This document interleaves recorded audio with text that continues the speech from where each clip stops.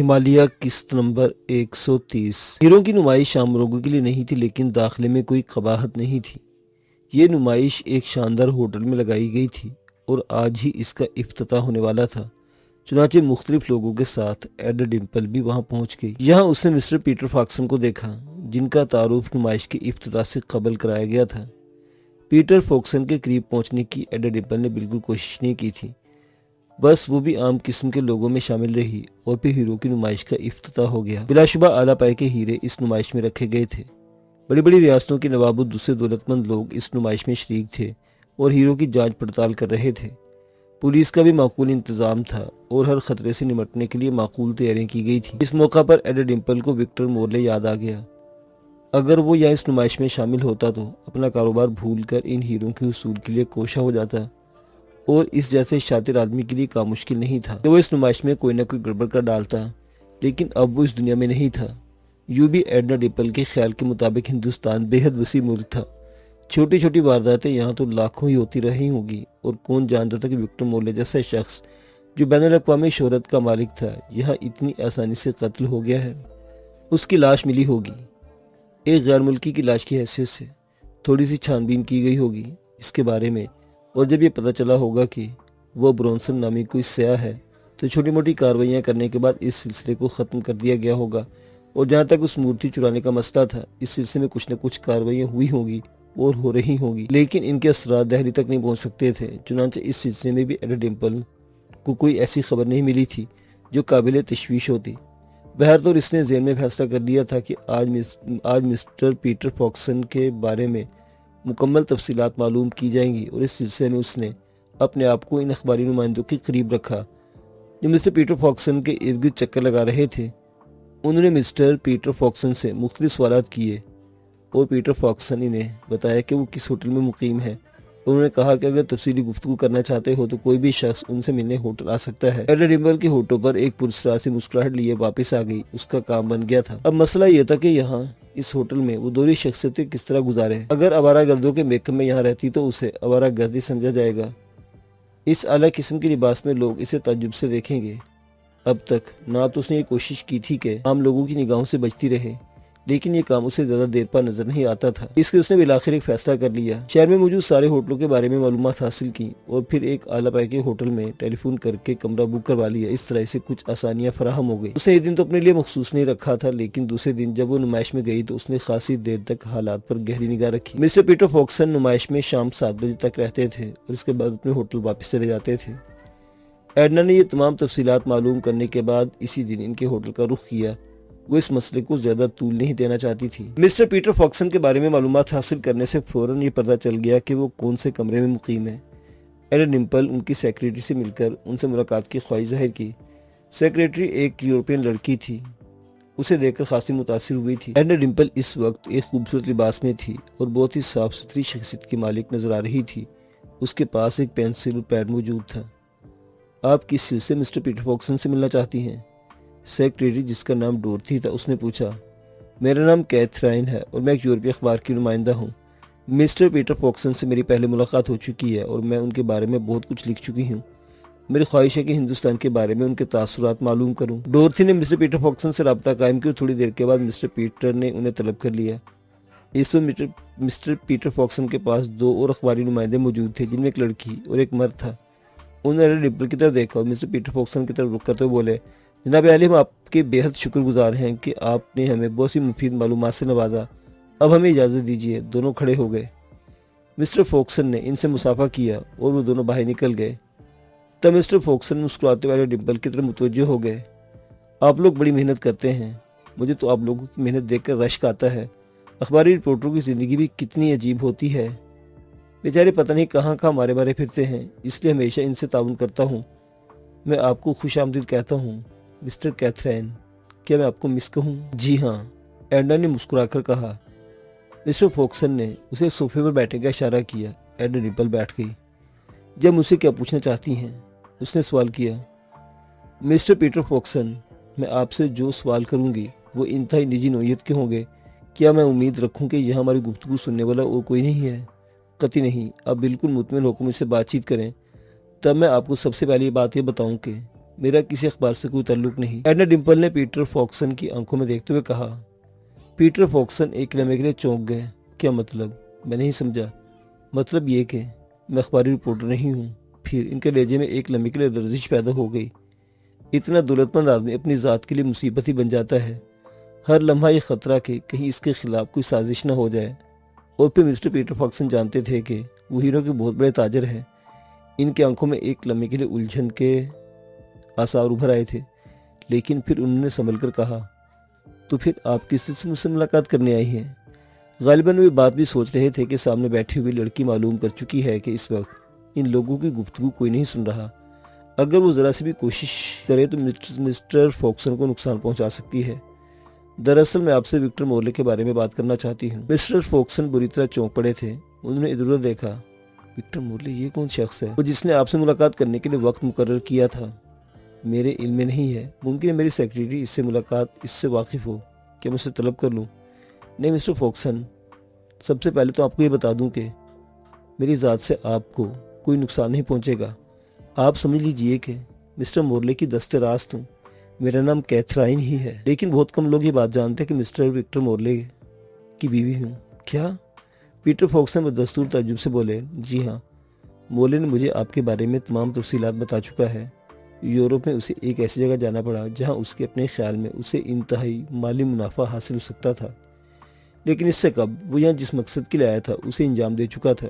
चुनांचे उसने ये ड्यूटी मेरे सुपुर्द कर दी कि मैं आपसे मुलाकात कर लूँ। ओ लड़की, तुम्हारी बात के जवाब में कोई सबूत है तुम्हारे पास?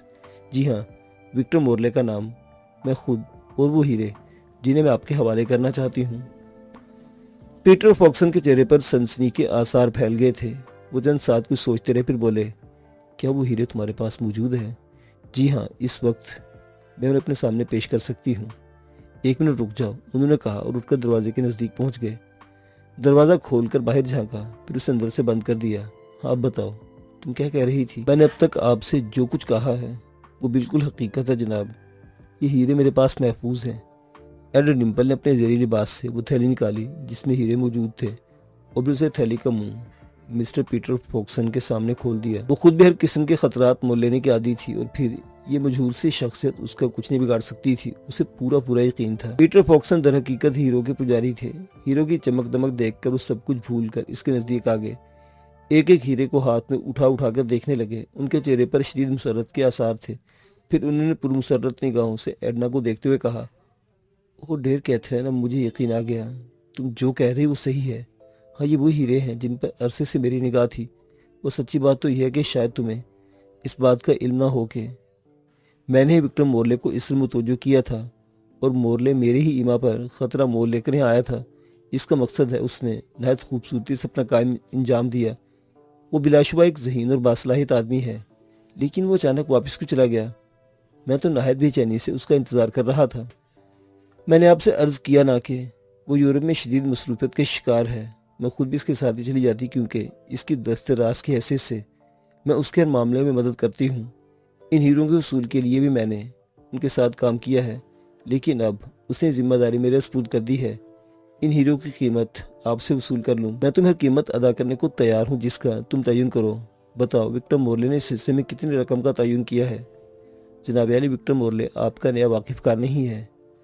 आप इस पर जिस कदर एतमाद करते हैं उसी कदर वो आप पर एतमाद करता है।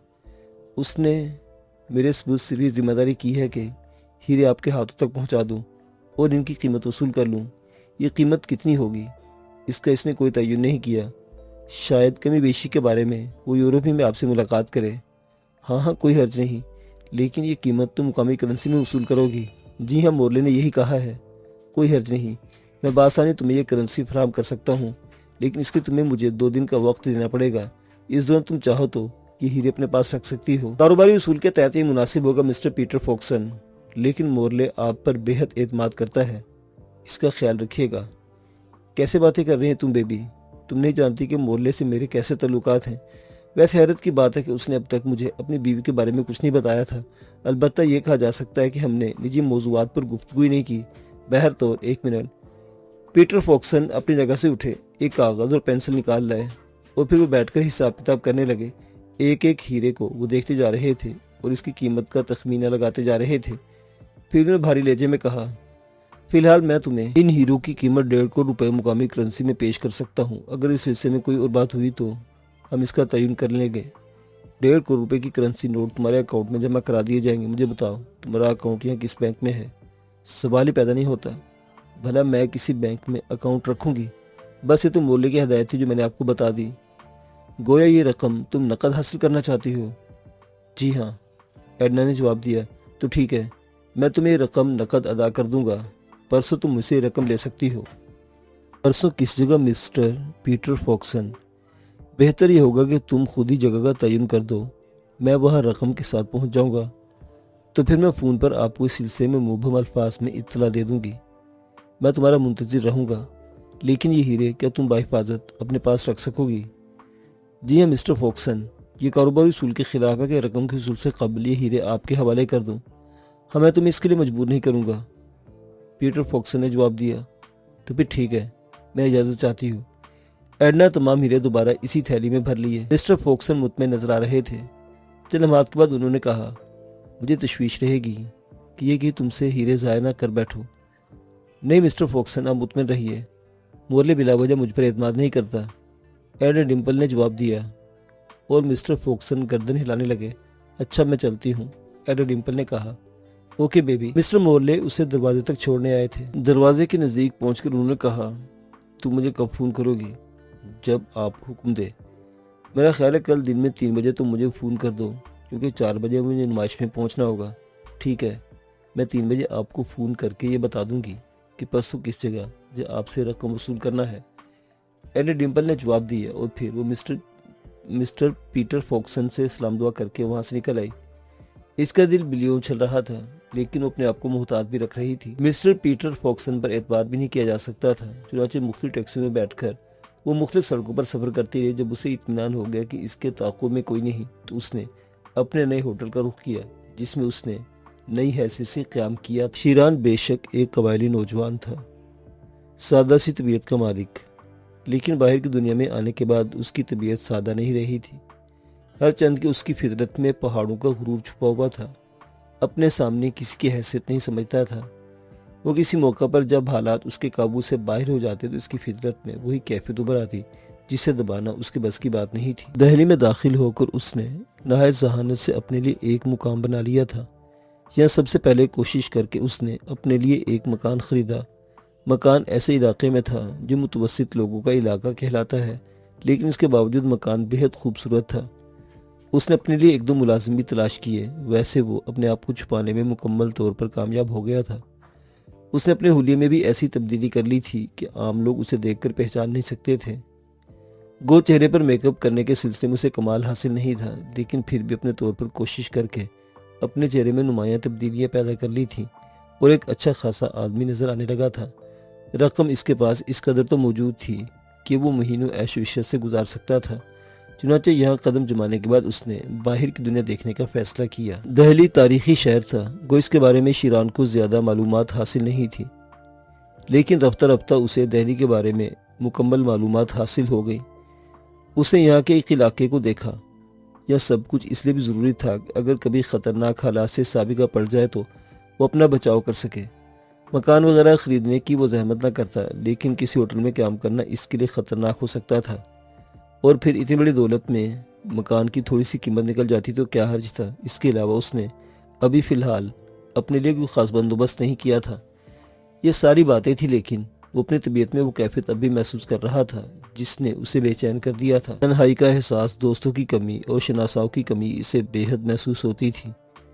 بارہا مارلینو کا خیال بھی آیا تھا۔ مارلینو در حقیقت اس کے لیے سب سے بڑا محب تھا۔ اس نے سوچا کہ کسی طرح مارلینو سے رابطہ قائم کرے، لیکن پھر اپنے فیصلے کو خود ہی رد بھی کر دیا۔ مارلینو سے رابطہ قائم کرنے کا مطلب یہ تھا کہ مارلینو کسی نہ کسی طرح پھر یہاں آ پہنچتا اور اسے واپس چلنے کے لیے مجبور کرتا، جبکہ شیران بھی کسی طور واپس جانے کے لیے آمادہ نہیں تھا۔ وہ اپنے طور پر بہت کچھ کرنا چاہتا تھا۔ یہ بے نام سی خلش اس کے رگو پے میں ہر وقت گردش کرتی رہتی تھی۔ کسی چیز میں دل نہیں لگتا تھا۔ تاریخی مقامات دیکھنے کے لیے اسے خاصی فرصت حاصل ہوئی تھی، لیکن اس کے بعد کیا کیا جائے، کوئی بات سمجھ میں نہیں آتی تھی۔ اتنی تیزی بھی اس کے اندر نہیں تھی کہ یہاں دوستی کرنے کی کوشش کرتا، نہ ہی اسے اپنے سے نہ ہی اسے اس چیز سے کوئی خاص دلچسپی تھی۔ ایڈنا ڈمپل سے انتقام کا تصور بھی کبھی کبھی اس کے ذہن میں آ جاتا تھا، لیکن اب وہ اس تصور کو بھولتا جا رہا تھا۔ فطرت ہی ایسی تھی، کسی بھی معاملے میں جم کر کام کرنا اس کے لیے ممکن نہیں تھا۔ حالانکہ سداشی بھی اس کے لیے گالی بن چکی تھی، لیکن سداشی کو ختم کرنے کے بعد وہ اسے بالکل ہی بھول گیا تھا اور اب اس کے ذہن میں کبھی اس کا نام بھی نہیں آتا تھا۔ البتہ کبھی کبھی اس کے ذہن میں یہ خیال بھی پیدا ہوتا تھا کہ ایراوتی کے بعد اگر وہ کسی کو اپنی زندگی میں شامل نہیں کر سکے گا۔ وہ ایسی ہی شاندار عورت تھی کہ شیران نے اسے اپنے لیے منتخب کر لیا تھا، لیکن حالات نے اس کا ساتھ نہیں دیا تھا۔ پھر ایک دن اسے ایک مخصوص علاقے سے گزرتے ہوئے طبلے کی تھاپ اور گھنگروں کی چھنکار سنائی دی اور اس کے ذہن میں ایک نیا خیال پیدا ہوا، کیوں نہ ان لوگوں کے ساتھ تفریحات میں وقت گزارا جائے۔ چنانچہ یہ تصور اسے بالا خانے پر لے گیا۔ بالا خانے کا ماحول واقعی ان تمام جگہوں سے مختلف تھا جو آج تک وہ دیکھ چکا تھا۔ یہاں ایک تہذیب تھی، وقار تھا۔ برے علاقے میں ہونے کے باوجود وہ یہاں کچھ اچھائیاں بھی محسوس کر رہا تھا۔ بالا خانے پر پہنچنے کے بعد اس نے ادھر ادھر دیکھا۔ ایک معمر عورت نے اس کا استقبال کیا اور بڑی خوش اخلاقی سے اسے جا کر ایک مسند پر بٹھا دیا۔ دو لڑکیاں رقص کر رہی تھیں، تماشبین موجود تھے۔ ان میں چھچورے لوگ بھی تھے اور پروقار بھی تھے۔ جو چھچورے تھے وہ اپنی فطرت کے مطابق حرکتیں کر رہے تھے اور جو پروقار تھے خاموشی سے صرف رقص و سرود سے لطف اندوز ہونے کے لیے آئے تھے، اپنی جگہ خاموش بیٹھے ہوئے تھے۔ ان کے انداز دوسروں سے مختلف تھے۔ شیران خود بھی بیٹھا ہوا رقاصاؤں کو رقص کرتے دیکھتا رہا۔ اس کے ذہن میں طرح طرح کے خیالات جنم لے رہے تھے۔ یہاں آنے کے بعد اس نے کسی قدر اپنی فطرت میں تبدیلی محسوس کی تھی۔ کافی دیر تک وہ وہاں بیٹھا رہا۔ جب وہاں سے اٹھا تو نوٹوں کی گڈی اس نے نکال کر معمر عورت کے حوالے کر دی۔ معمر عورت کی آنکھیں حیرت سے پھٹی کی پھٹی رہ گئی تھی۔ بڑے بڑے رئیس آتے تھے، یہاں تماشبین ہوتے تھے اور رقص و سرود پر رقمیں لٹاتے تھے، لیکن بڑے نوٹوں کی ایک پوری گڈی لاپرواہی سے دے کر نکل جانا کوئی معمولی بات نہیں تھی۔ اس سے اس شخص کی شخصیت کا اندازہ ہوتا تھا اور بھلا ایسے شخص کو نائکا کیسے نظر انداز کر سکتی تھی۔ وہ جلدی سے اپنی جگہ سے اٹھی اور دروازے سے نکلتے ہوئے شیران کے قریب پہنچ گئی۔ حضور سرکار نواب صاحب، کچھ ناراض ہو گئے آپ؟ اتنی جلدی واپس تشریف لے جا رہے ہیں؟ آئیے تھوڑی دیر اور بیٹھیے، ابھی تو ہمارا دل بھی نہیں بھرا آپ سے، ابھی تو ہم نے آپ کی کچھ خاطر مدارت بھی نہیں کی۔ تشریف لائیے حضور، آپ کو ہماری قسم۔ شیران نے پلٹ کر مضحکہ خیز نگاہوں سے معمر عورت کو دیکھا اور پھر اس کے ہونٹوں پر مسکراہٹ پھیل گئی۔ میں تو بہت دیر سے بیٹھا ہوا تھا، اس نے کہا۔ اے حضور کیا بتاؤں، یہ موے ٹچے تماشبین آ جاتے ہیں، ان کے سامنے کسی معزز شخص کی خاطر مدارت بھی تو صحیح طور پر نہیں کی جا سکتی۔ بس اب تھوڑی دیر کے بعد محفل ختم ہونے والی ہے، وقت ختم ہو جائے گا، اس کے بعد آپ کے لیے ایک نئی محفل جماؤں گی۔ مجھے تو اندازہ ہی نہیں ہو سکا تھا کہ کتنی بڑی سرکار ہمارے غریب خانے پر تشریف لائی ہے۔ آئیے بیٹھے حضور، ابھی جلدی نہ کیجیے جانے کی۔ ٹھیک ہے، پھر آؤں گا تمہارے پاس۔ اگر کوئی مصروفیت ہے سرکار تو بندی روکے گی نہیں آپ کو، لیکن اگر فرصت ہے تو دل رکھ لیجیے ہمارا۔ نہیں بس پھر آؤں گا، شیران نے جواب دیا اور وہاں سے پلٹ پڑا۔